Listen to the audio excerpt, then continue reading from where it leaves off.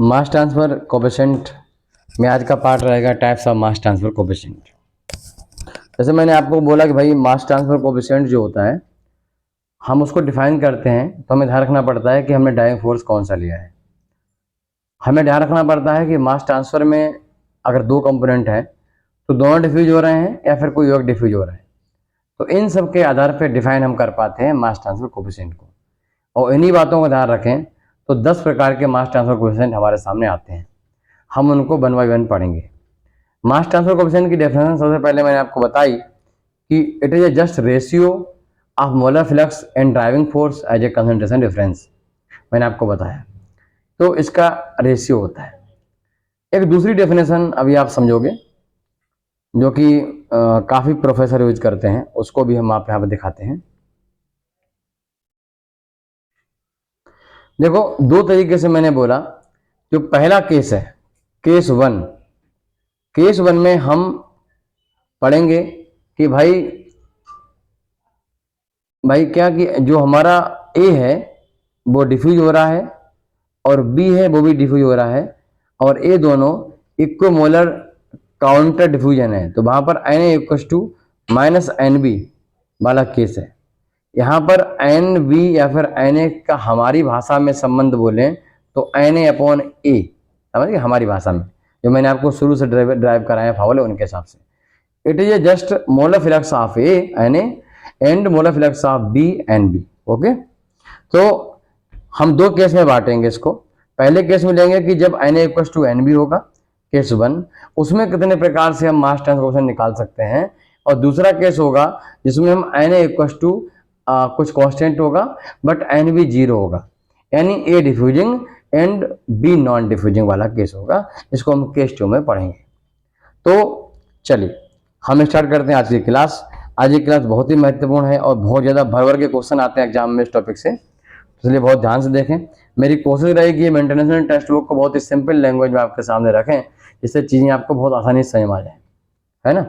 जो स्टूडेंट ऐसे हैं जिनको एजुकेशन की कदर है वो हमारे कंटेंट की बहुत कदर करते हैं और वो आगे प्रसारित करते हैं, स्टूडेंट को बताते हैं, साथ वालों को बताते हैं। और हम यही बोलते हैं कि जिन स्टूडेंट को हमारे कंटेंट की कदर है वो ही हमसे पढ़ें। बच्चे स्टूडेंट की हमारे पास जगह ही नहीं पढ़ने की, उनकी हमें जरूरत ही नहीं है वो हमारे पास पढ़ें। क्योंकि आप देखो सोचो एक सब्जेक्ट को बनाने में कम से कम 1200-1300 घंटे लगते हैं।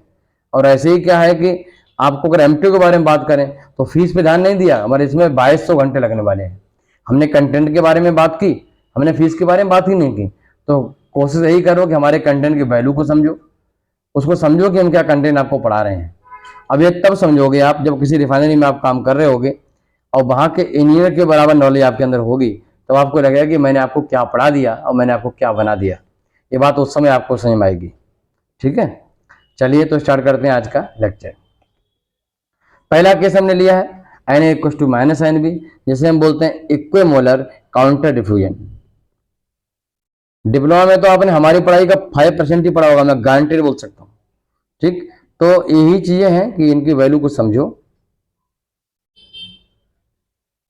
10 पैसा पर घंटे के हिसाब से आपको पढ़ा रहे हैं और फिर आपको लगता है कि नहीं भैया बहुत ज़्यादा फीस ले रहे हो।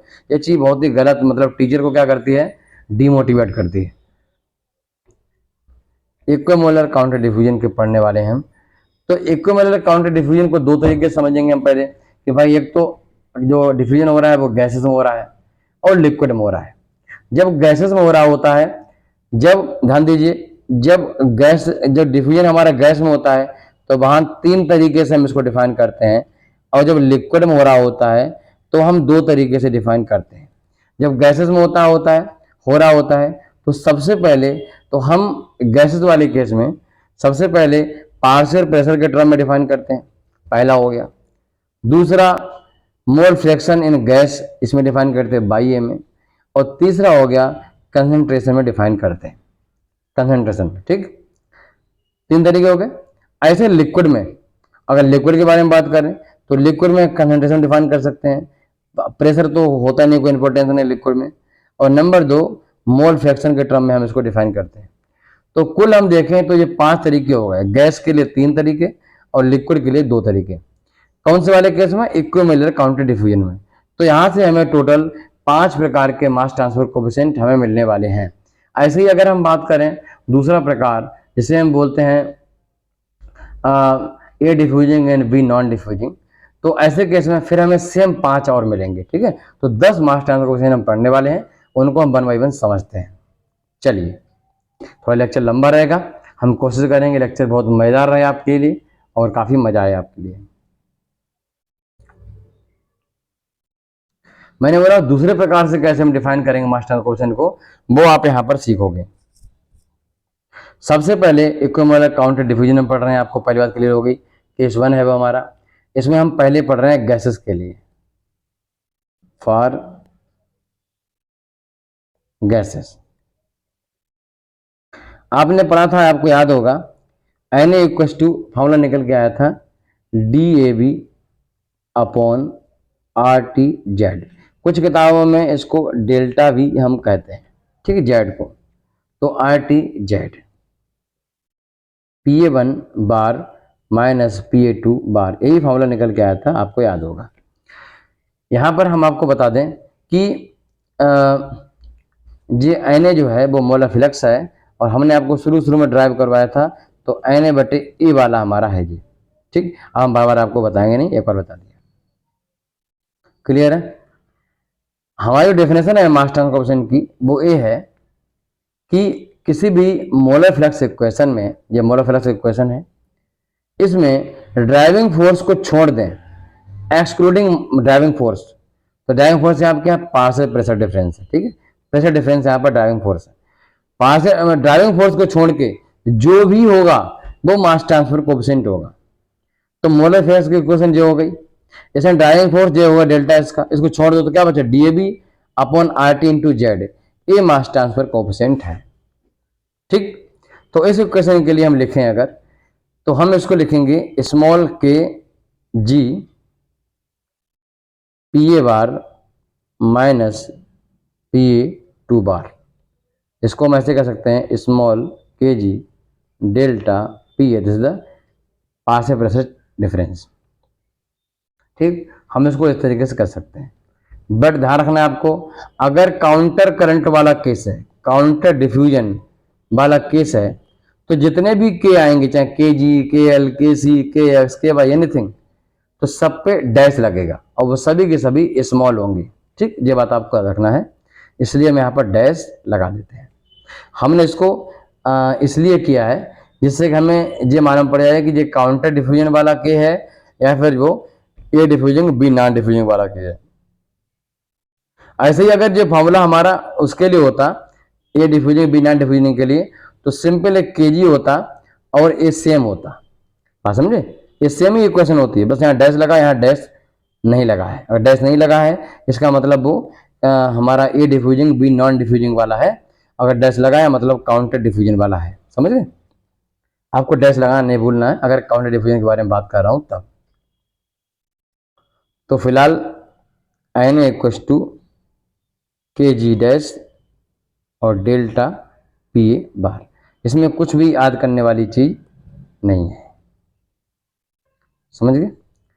तो ये हो गया हमारा, यहाँ पर आप लिख दो, इसमें यहाँ पर जो पहला हमें मास ट्रांसफर कोएफिशिएंट मिला है वो स्मॉल KG बार है, और वो उसकी वैल्यू कितनी है, DAB अपॉन RTZ, ये इसकी क्या है, वैल्यू है। मुझे मिलेगा एक, ऐसे मुझे 5 पता करने हैं, इस केस में 5, उस केस में। अब मुझे इसमें हम क्या कर सकते हैं, ये तो पार्शियल प्रेशर टर्म में था, अब हम चाहें तो इसी से ड्राइविंग फोर्स पहले था पार्शियल प्रेशर, अब मुझे निकालना मोल फ्रैक्शन बाई, तो यहाँ पर पार्शियल प्रेशर लिखा, वहां पर मोल फ्रैक्शन होना चाहिए, तो उसके लिए क्या करना पड़ेगा, अगर हम इन दोनों टर्म में कैपिटल P से डिवाइड कर दें, तो Na equals to DAB upon RTZ, capital P divide करना है तो कैपिटल P से मल्टीप्लाई भी करना पड़ेगा। हम क्या करें, PA1 बार माइनस PA2 बार, इन सब में हम कैपिटल P से डिवाइड कर दें, कैपिटल P इधर टोटल प्रेशर। अब मुझे बताओ PA1 अपॉन कैपिटल P जी क्या हो जाएगा, मोल फ्रैक्शन हो जाएगा। पार्शियल प्रेशर टोटल प्रेशर का रेशियो क्या मोल फ्रैक्शन कहलाता है। तो DAB upon capital P upon R T Z, और ये हो गया बाई ए वन और बाई ए टू। अब जो हमारा मोलर फ्लक्स इक्वेशन है उसमें ड्राइविंग फोर्स पहले पार्शियल प्रेशर था, अब हमारे पास क्या है, मोलर फ्रैक्शन है, मोल फ्रैक्शन है। ठीक, तो इक्वेशन भाई कि भाई इस इक्वेशन में मोलर फ्लक्स इक्वेशन में ड्राइविंग फोर्स को छोड़ के जो भी है वो सब बचा हुआ मास ट्रांसफर कोएफिशिएंट है, तो हमने इसको के लिखा और बाई बोला, क्योंकि ये काउंटर डिफिजन का है इसलिए हमने इसको डैश बोल दिया, और ये दोनों का डिफरेंस डेल्टा बाई ए, ऐसे आपको दिखा दिया, delta by A K by dash equals to N A. अगर कोई पूछे भाई के बाई डैश की वैल्यू कितनी है तो आप बोलोगे D A B upon P R T Z. ठीक, इसमें कोई भी दिक्कत किसी प्रकार की नहीं होनी चाहिए।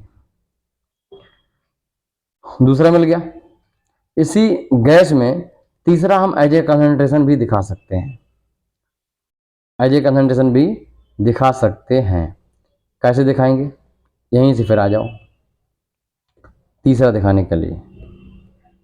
एन ए इक्वस टू, अगर आर टी को अंदर कर दोगे तो आपको मालूम है पी अपॉन आर टी क्या होता है, कंसंट्रेशन होता है। Partial pressure upon R T equals to concentration, partial concentration of component, मतलब ये कि कंसंट्रेशन किसी स्पीशीज का। अगर टोटल प्रेशर होता तो ये हमारा सी एवरेज आ जाता। तो हमने क्या किया, D A B upon Z, और हमने इसको अंदर ले लिया P A one bar upon R T,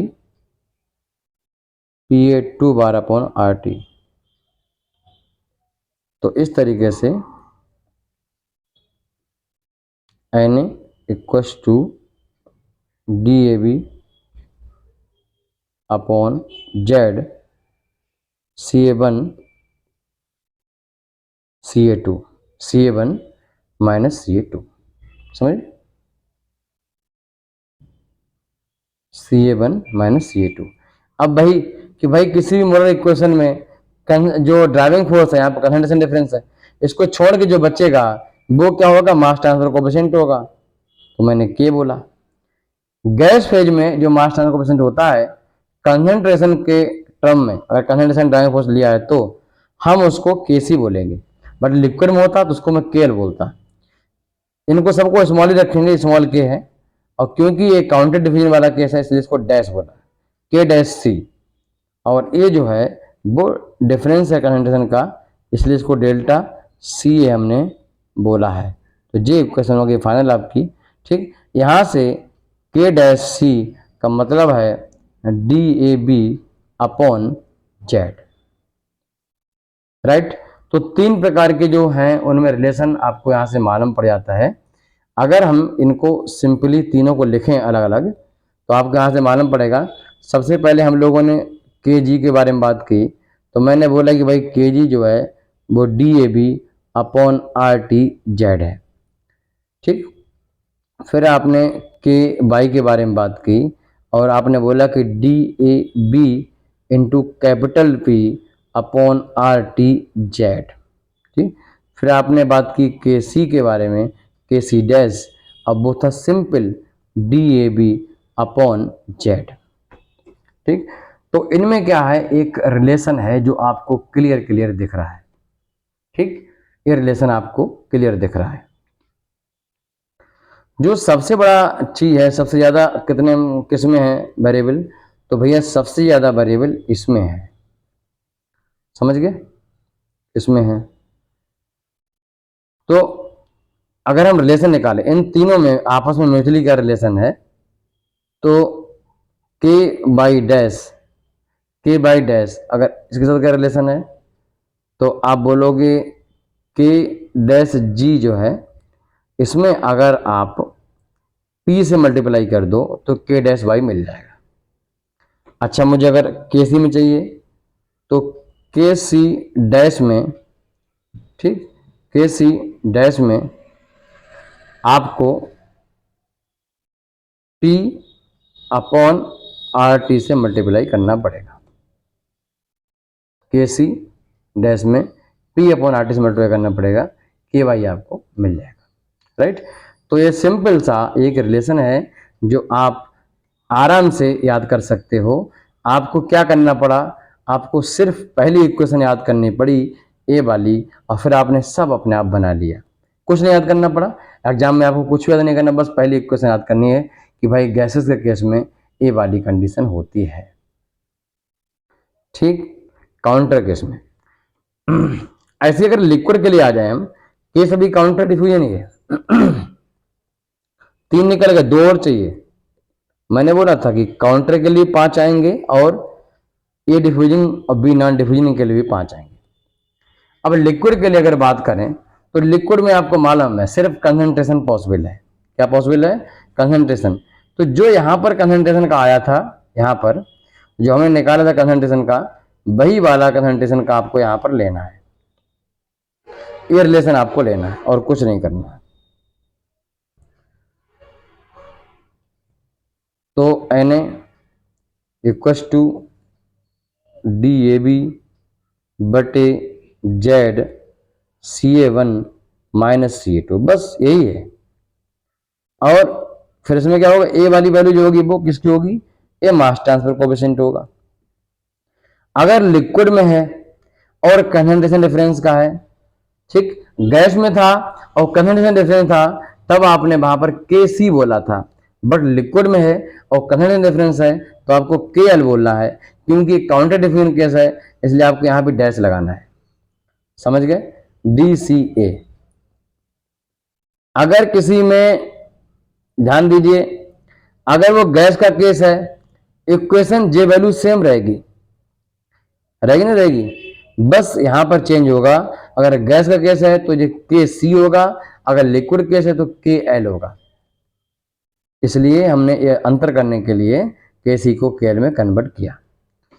इसमें एक तो कंसंट्रेशन डिफरेंस वाला कंडीशन पॉसिबल है, तो के एल डैश जो है वो D A B upon Z, या फिर कुछ लैंग्वेज बुक में D A B upon del से इसको दिखाते हैं। समझ गए?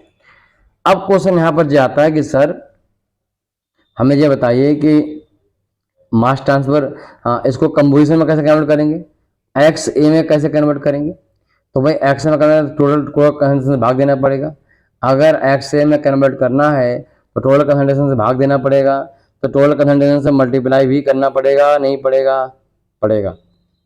ये टोटल कंसंट्रेशन, इसको हम सी एवरेज बोलते हैं, मल्टीप्लाई करना पड़ा कि नहीं पड़ा, C A one minus C A two upon C average.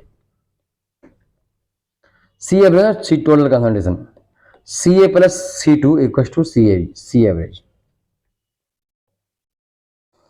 अब यहां पर एक क्वेश्चन जो समझना है आपको, जो जेड है, यहां पर आपको ये समझना है कि भाई C A one upon C average equal to X A one होता है, ठीक। ऐसे ही C A two upon C average X A two होगा। तो D A B C average Z अजय हो जाएगा X A one minus X A two. अब आपको याद आ गया कि हमें बताया था, क्या बताया था, कि कंसंट्रेशन, वो ड्राइविंग फोर्स को छोड़ के जो भी होगा वो सब का सब क्या कहलाएगा, मास ट्रांसफर कोएफिशिएंट कहलाएगा। तो ये मास ट्रांसफर कोएफिशिएंट कहलाता है, क्योंकि ये लिक्विड केस का है और मोल फ्रैक्शन टर्म में है, इसलिए हमने के एक्स बोला। क्योंकि ये काउंटर डिवीजन का, इसलिए मैंने डैश बोल दिया, के डैश एक्स। समझ गए? और X A one minus X A two, clear, जो हो गया एन है। तो आपने देखा के X dash equal to D A B C average upon Z, ठीक, क्लियर हो गई बात। इसको आपने देख लिया। अब लिक्विड केस में उनका रिलेशन आ रहा, निकाल लीजिए।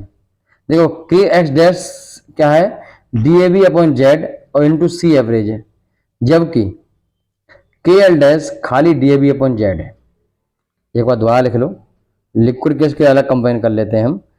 के L dash equal to D A B बटे जेड और K X dash equal to D A B Z C average. समझ गए? तो हम देखें इसमें कि भाई ये तो सेम है दोनों में, खाली मल्टीप्लाई हुई है इससे।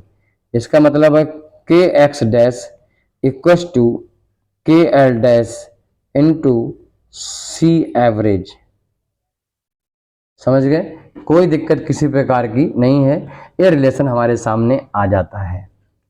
तो ओवरऑल आज हमने पढ़ा इक्विमिलर काउंटर करंट।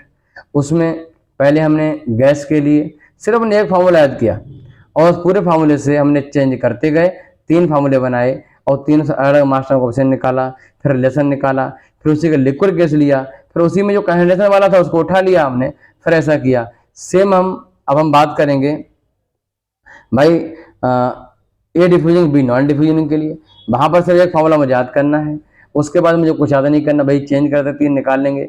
वहां पर डैश डैश नहीं आएगा जी, और सब सेम रहेगा, बस वैल्यू उनकी चेंज होंगी आपस में। ठीक, इसमें एक चीज और समझ लीजिए चलते चलते,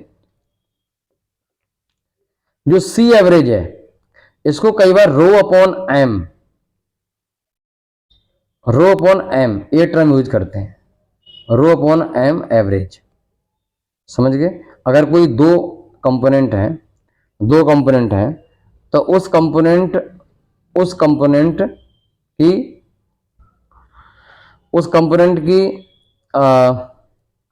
डेंसिटी, उस कंपोनेंट की क्या करते हैं, उस कंपोनेंट की डेंसिटी ρ1 और मास मॉलिक्यूलर मतलब मॉलिक्यूलर m1, उसकी ρ2 और m2 बटे 2।